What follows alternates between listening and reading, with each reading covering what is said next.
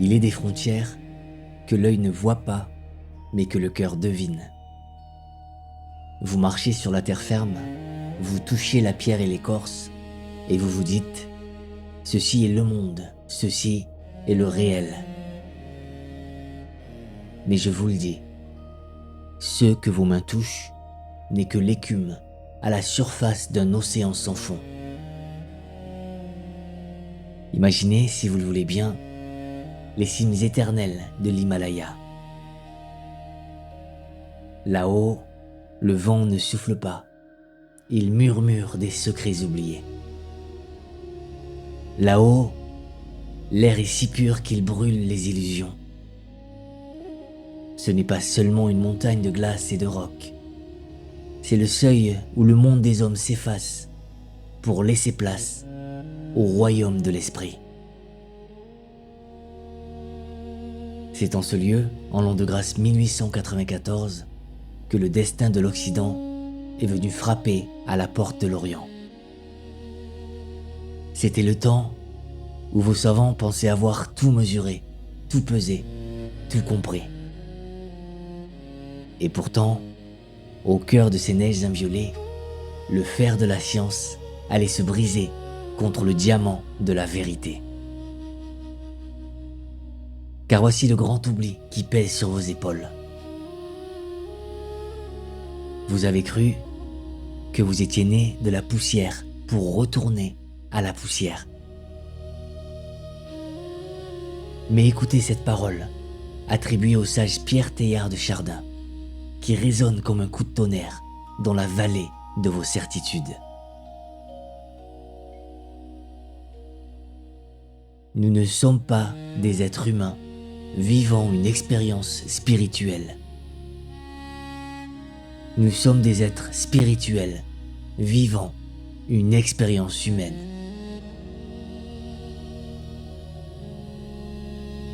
Laissez cette pensée descendre en vous, comme la pluie pénètre la terre assoiffée. Elle est la clé de voûte de notre voyage.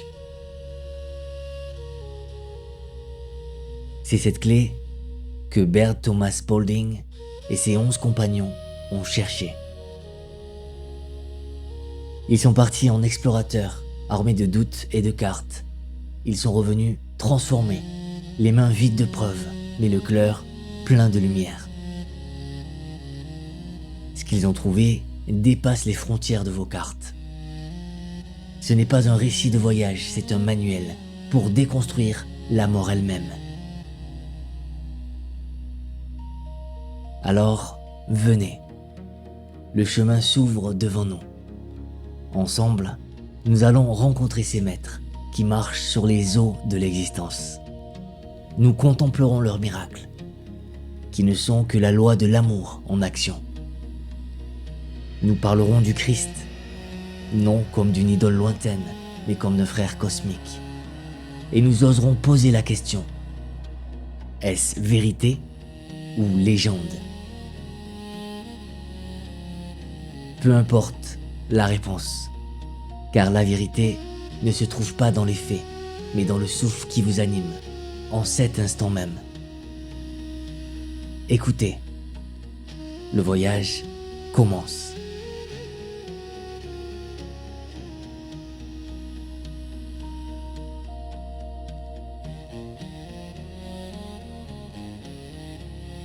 Ils sont venus avec leur filet de raison pour capturer le vent. Ils portaient des instruments de mesure, croyant pouvoir peser l'âme du monde comme on pèse du grain au marché. Ces hommes, venus de l'Ouest, avaient le regard tranchant comme l'acier et le cœur blindé par la certitude. Ils cherchaient des preuves, des pierres solides pour bâtir leur vérité. Ils voulaient voir, toucher et dire « ceci est vrai » et « cela est faux ». Ils marchaient, persuadés que le monde s'arrête là où leurs yeux cessent de voir. Mais sur leur chemin se tenait un homme. Il se nommait Émile. Regardez-le. Il a la police comme celle de l'enfant qui vient de naître. Et pourtant, ses yeux contiennent la profondeur des siècles.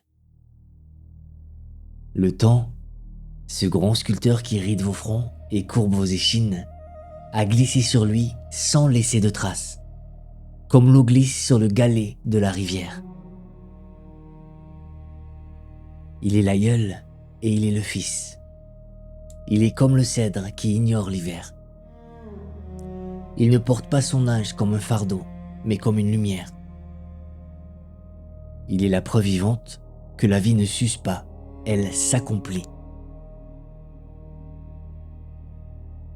Et voici que l'impossible se déploie devant eux, simple comme le lever du jour.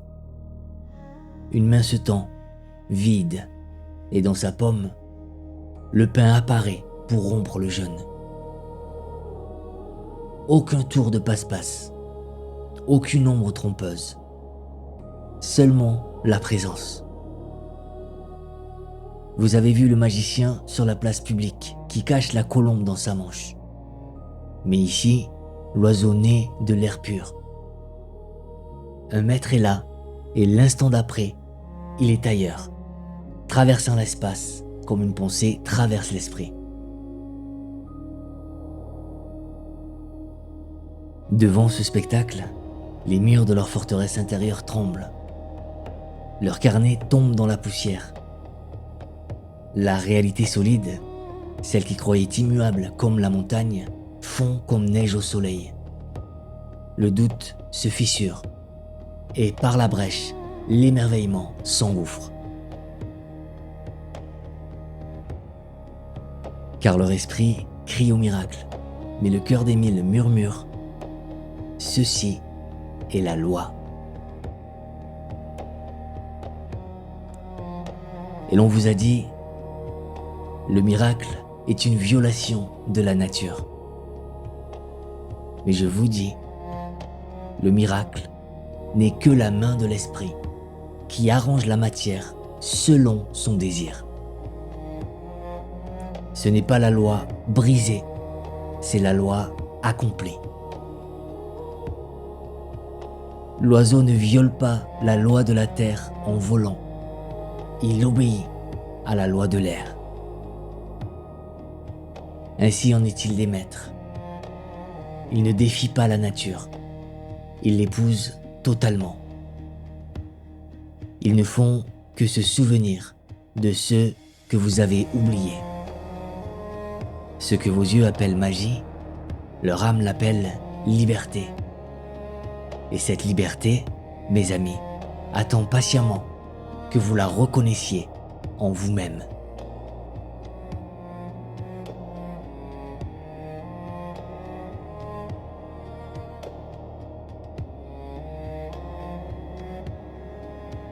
Et l'on vous demande quel est le secret de ces hommes qui changent l'eau en vin et la pierre en pain. Vous cherchez des formules magiques dans les vieux grimoires, mais je vous le dis, il n'y a pas de magie, il n'y a que la connaissance.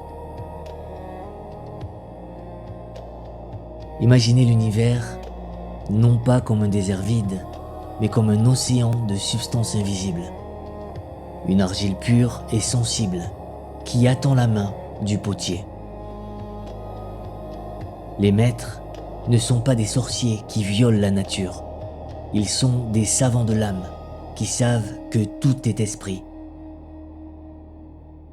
Ils savent que cette substance universelle est là, partout, entre vous et moi, prête à prendre la forme que votre cœur lui ordonne. Mais pour modeler l'argile, il faut une main ferme. Et cette main, c'est votre pensée.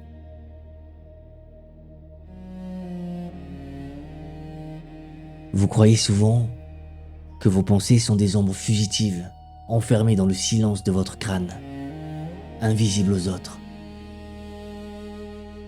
Vous dites « Ceci est mon jardin secret, nul ne peut y entrer ».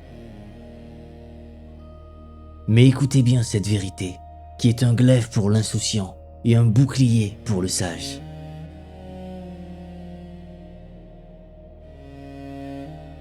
Vos pensées ne sont pas privées.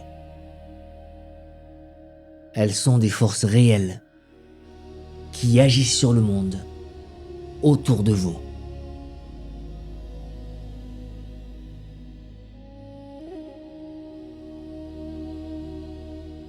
Votre esprit est un architecte qui ne dort jamais. Chaque pensée de peur est une brique posée sur le mur de votre prison. Chaque pensée d'amour est une fenêtre ouverte sur l'infini. Les maîtres ont appris le silence intérieur, non pour se taire, mais pour ne bâtir que la beauté. Ils surveillent le seuil de leur esprit, comme on surveille la porte du temple, ne laissant entrer ni l'ivraie du doute, ni la poussière de la colère. Et parce qu'ils ont purifié la source, le fleuve coule en abondance. Voyez comme vous vous inquiétez pour votre pain et votre toit. Vous agissez comme si la source de la vie allait se tarir demain. Vous stockez, vous comptez, vous craignez. Vous avez peur du vide. Mais le vide n'existe pas pour celui qui voit. Car il est écrit dans le livre du cœur, Dieu ne retient rien à l'homme, c'est l'homme qui se retient lui-même de Dieu.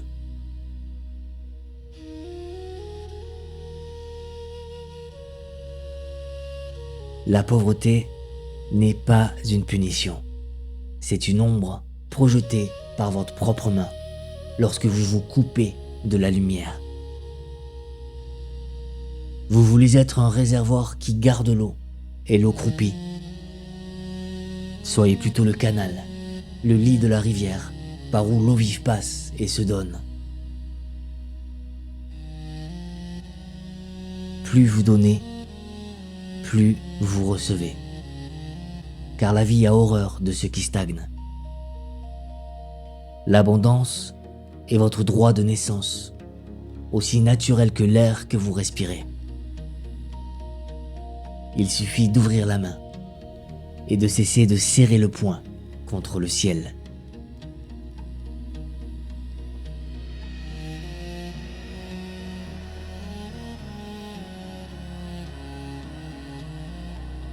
Et maintenant, nous arrivons au seuil de la plus grande peur qui veille sur vos berceaux.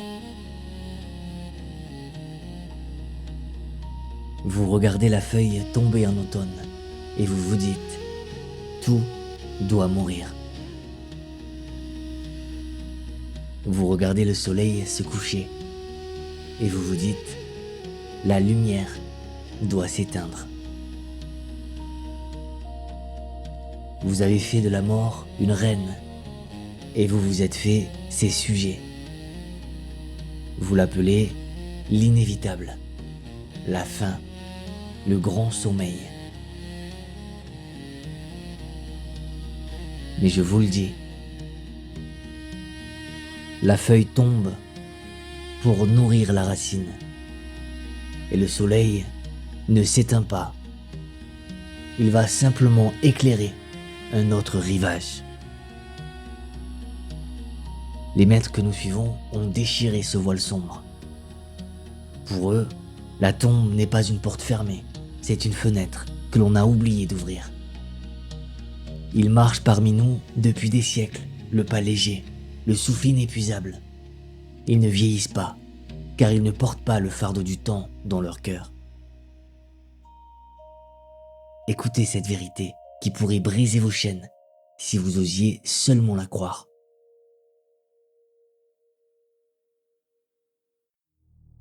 La mort n'est qu'une pensée acceptée.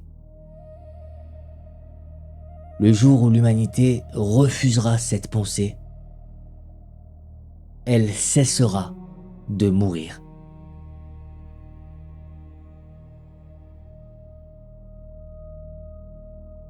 La mort n'est pas une loi de l'univers, c'est une habitude de l'esprit. une légende triste que les pères racontent aux fils depuis la nuit des temps. Changez le récit et vous changerez la fin de l'histoire. Et sur ce chemin de l'éternité, une figure s'avance vers vous. Vous vous attendez un juge, ou peut-être une idole lointaine trônant sur les nuages. Mais voici qu'apparaît un homme, un frère, celui que l'histoire nomme Jésus et que les maîtres appellent l'aîné. Il ne marche pas au-dessus de vous, mais à côté de vous. Il ne demande pas votre adoration, car l'adoration crée la distance et l'amour veut la proximité. Il vous montre ses mains et vous dit « Ce que je suis, vous l'êtes aussi. »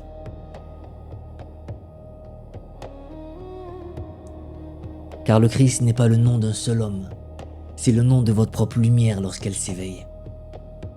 C'est un état de conscience, vaste comme le ciel, où l'humain reconnaît enfin sa divinité. Jésus est la lampe, mais le Christ est la flamme. Et cette flamme brûle au fond de chaque cœur, attendant le souffle qui la ravivera.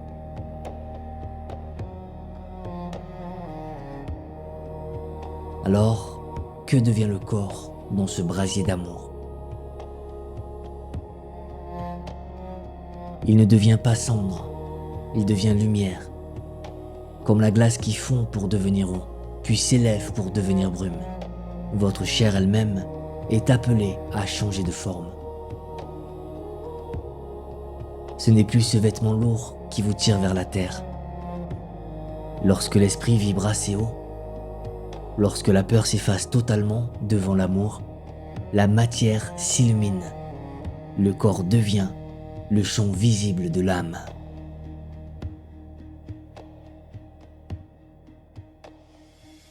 C'est là le secret ultime. Il n'y a pas de séparation. L'esprit et la chair sont deux notes d'une même mélodie. Et lorsque ces deux notes s'accordent, la symphonie de la vie éternelle commence.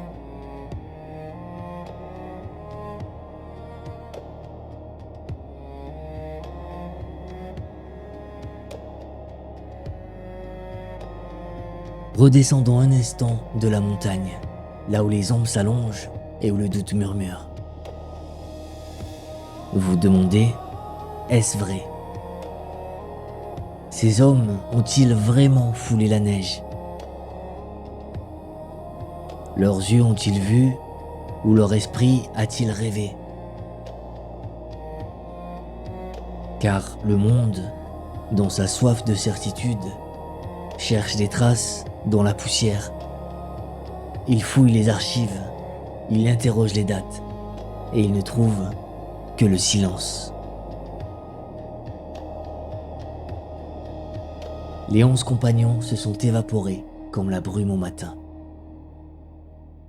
Et celui qui a porté cette parole, Bert Thomas Spalding, a fini ses jours non pas dans un palais de lumière, mais dans le dénuement, sans or dans ses poches, lui qui parlait de trésors infinis. Il est parti nu, comme l'arbre en hiver, laissant derrière lui une énigme que la raison ne peut résoudre. Peut-être le voyage fut-il immobile. Peut-être l'expédition n'a-t-elle traversé que les vastes continents de son âme. Mais je vous le dis, la vérité d'un fruit ne réside pas dans son écorce, mais dans le jus qui apaise votre soif. Est-ce que la parabole a besoin d'histoire pour être vraie? Si un récit ouvre votre cœur, s'il brise la chaîne de vos peurs, s'il vous fait lever les yeux vers un ciel plus vaste, alors il porte en lui la vérité vivante. La lampe peut être d'argile grossière ou de cristal pur, l'important est qu'elle porte le feu.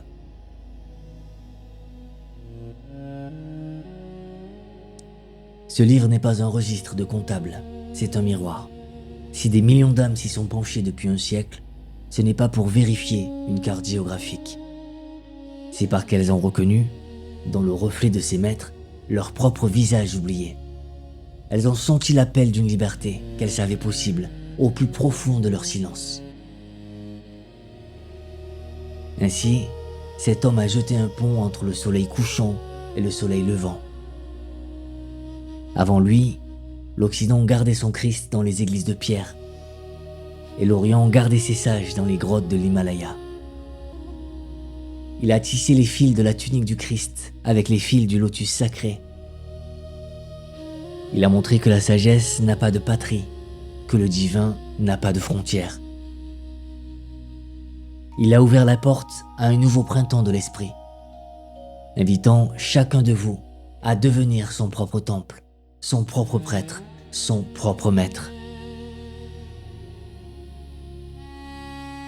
Il a compris que les noms que nous donnons à Dieu sont comme les vagues d'un même océan. Et c'est là son héritage, gravé non dans le marbre, mais dans la conscience humaine. Car comme le disent les sages, toutes les religions pointent vers la même lumière. Seuls les doigts qui la désignent sont différents.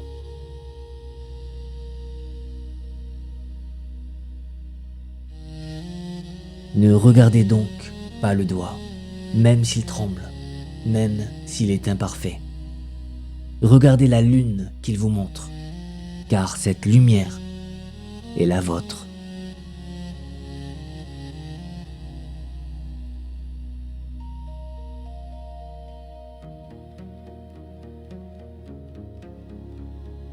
Le vent des cimes retombe, et nous voici revenus au silence de la plaine.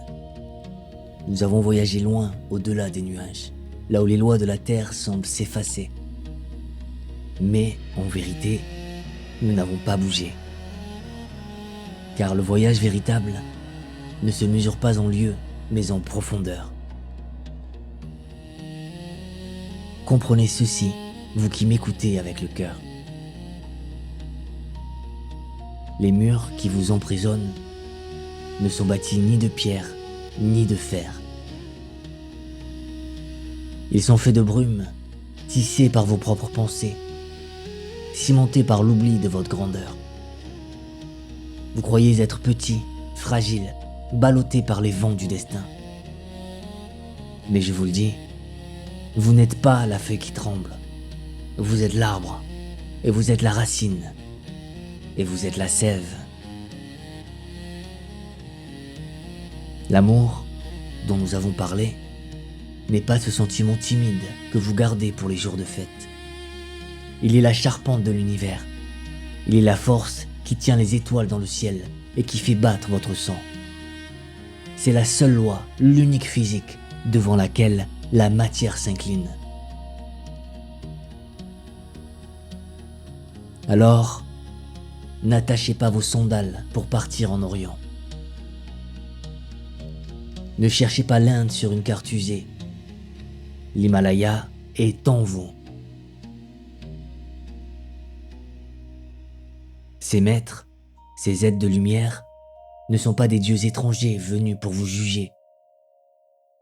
Ils sont des miroirs polis placés sur votre route pour vous montrer votre propre visage. Ils sont ce que vous êtes lorsque vous cessez d'avoir peur. Ils sont l'avenir de votre âme qui vous attend patiemment. Souvenez-vous de la promesse ancienne, celle qui résonne à travers les âges, comme une cloche au matin de Pâques. Ce que Jésus a fait, chaque homme peut le faire, et davantage encore.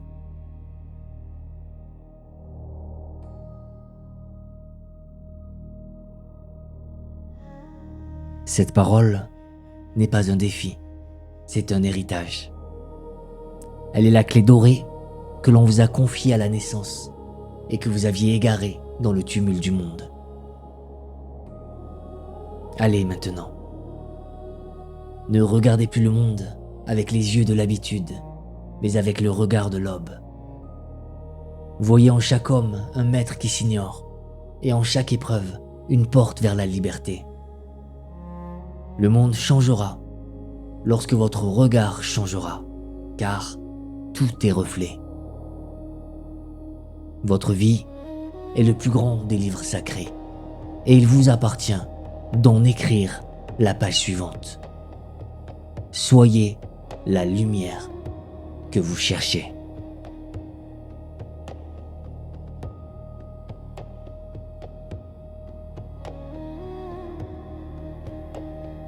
Je vous remercie d'avoir marché un instant à mes côtés sur ce sentier invisible. Que la paix soit le sol sous vos pas.